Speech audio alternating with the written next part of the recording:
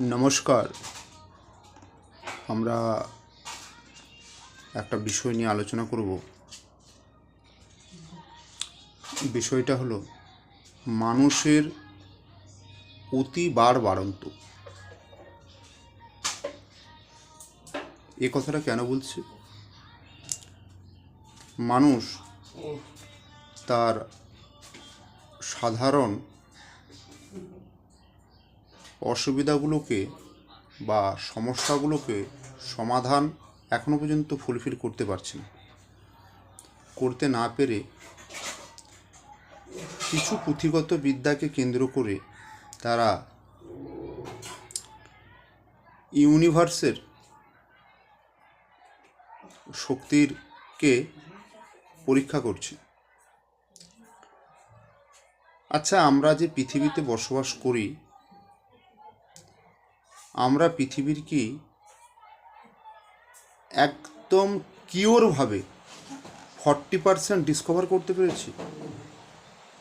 আমি 100 আমি যাচ্ছি না, 50তেও যাচ্ছি না, আমরা 40%ও ডিসকভার করতে পারিনি। এটা তো আমাদেরকে মানতে হবে। এখনও আমরা অনেক বন জঙ্গল, সমুদ্রের গভীরতা, সমুদ্র, পাহাড়, পর্বত, এই বিষয় নিয়ে আমরা এখনও আবিষ্কার করতেই পারিনি। পৃথিবীতে অ্যাপ্রক্স বলবো না, পৃথিবীতে কত ধরনের সরীসৃপ প্রাণী আছে, কত ধরনের স্তন্যপায়ী প্রাণী আছে, কত ধরনের পাখি আছে, সবকে আমরা আবিষ্কার করতে পেরে গেছি।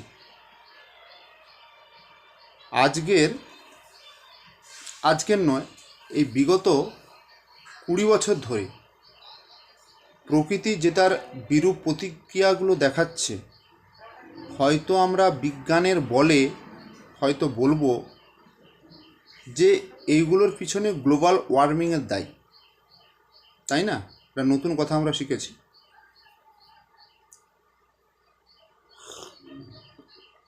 আমি বারবার বলছি, মানুষ যেভাবে বাড়ন্ত বেড়েছে, অযথা প্রকৃতির সঙ্গে মানুষ যেভাবে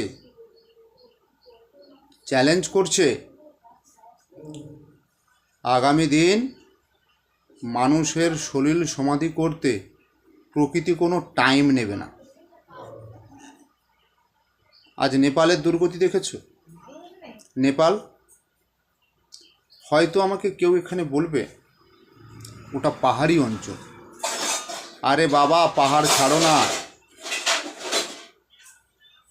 কিউবাতে কি হয়ে গেল? ভেনেজুয়েলাতে, ওখানে তো এত গ্লোবাল ওয়ার্মিংয়ের চাপ নেই। নেপাল তো গ্লোবাল ওয়ার্মিংয়ের তো জায়গা নয়। আর একটা বিষয় আমি খুব ভালোভাবে সতর্ক করে দিচ্ছি, এই যারা এআই নিয়ে খুব মেতে উঠেছ, এআই সরাসরি প্রকৃতিকে চ্যালেঞ্জ করছে। আর তথাকথিত উন্নত দেশ, এই আমেরিকা, চীন, ইউরোপের কিছু দেশগুলো, তারা টোটাল ইউনিভার্স নিয়ে খেলা খেলছে, মানে ইউনিভার্সের শক্তিকে নিয়ে খুব চ্যালেঞ্জ করছে। আগামী দিনে প্রকৃতি এদের সঙ্গে যে খেলা খেলবে, তার কোনো উত্তর খুঁজে পাওয়া যাবে না। আমরা একটা নশ্বর মানুষ, আমাদের শরীরে সম্পূর্ণ রোগের, ভবিষ্যতে কি রোগ আসবে তার চিকিৎসা, বা বর্তমানে যে সম্পূর্ণ যে রোগগুলো হয় তার চিকিৎসা আমরা কিন্তু এখনও করে উঠতে পারিনি। আমরা আমাদের মস্তিষ্কের সঠিক বিশ্লেষণ এখনও করিনি। আমরা চলে যাচ্ছি চাঁদে, চলে যাচ্ছি মঙ্গল গ্রহে। এই চাঁদে বা মঙ্গল গ্রহে যাওয়াতে মানুষের সরাসরি কি উন্নতি হচ্ছে সেইটুকু দেখার ব্যাপার আছে। যে সমস্ত দেশগুলি এই চাঁদ, পৃথিবী, সূর্য, মঙ্গল গ্রহ, নিয়ে বেশি ছেড়খানি করছে না, মানে একটু চালাকি করছে না,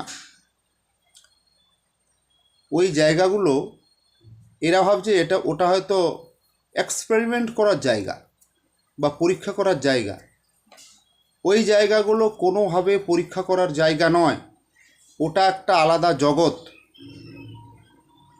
মানুষ হয়তো হঠাৎ করে নিজেকে ভেবেছে প্রচণ্ড চালাক, এটা একদমই ভুল। এর জন্য মানুষকে ভীষণভাবে মাশুল দিতে হবে।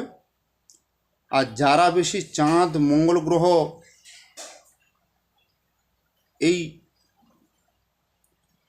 বহির্বিশ্ব, বিশেষ করে একটা আলাদা জগৎকে বেশি ঘাঁটতে যাবে, তাদের কিন্তু পরিস্থিতি আরও খারাপ। শোনা যাচ্ছে চীন ফিউচার সিটি তৈরি করে ফেলেছে, আমেরিকাও সেই পথে, ইউরোপিয়ান কান্ট্রিগুলোও সেই পথে। আজকের ডেটে আমি বলে দিলাম, এই আগস্টের ২৬ সালের আগস্ট মাসে আমি একটা ভবিষ্যৎবাণী করলাম, চীন এবং আমেরিকা এরা প্রকৃতির এমন করাঘাত কবলে পড়বে, এদের বেঁচে থাকাটা দায়ী হবে। মানুষ কি ভেবেছে আর্টিফিশিয়ালি ইন্টেলিজেন্ট মানুষকে সমস্ত কিছু সুবিধা করে দেবে? আর্টিফিশিয়ালি ইন্টেলিজেন্স বা রোবোটিক্স অত্যন্ত ভয়ঙ্কর, ভয়ঙ্কর না, ভয়াল ভয়ঙ্কর। আজকের মানুষ বুঝতে পারছে না, পরবর্তীকালে মানুষ হাড়ে হাড়ে টের পাবে, হাড়ে হাড়ে। আর প্রকৃতির সঙ্গে এইভাবে ছেড়খানি, প্রকৃতি এর বদলা নেবেই, এর কোনো উত্তর নেই। মানুষ তার সুবিধার্থে নদীপথকে বাঁকিয়ে দিচ্ছ, সমুদ্রের জল শুকিয়ে দিচ্ছ, বনভূমিকে কেটে ভাগ করে দিচ্ছ, ভাবছো তুমি উন্নতি করছো। তুমি ভীষণ বোকা। তুমি তোমার আগামী দিনের বড় বিপদকে ডেকে আনছো। তাই সাবধান হও, না হলে আগামীর ভবিষ্যৎ অন্ধকার।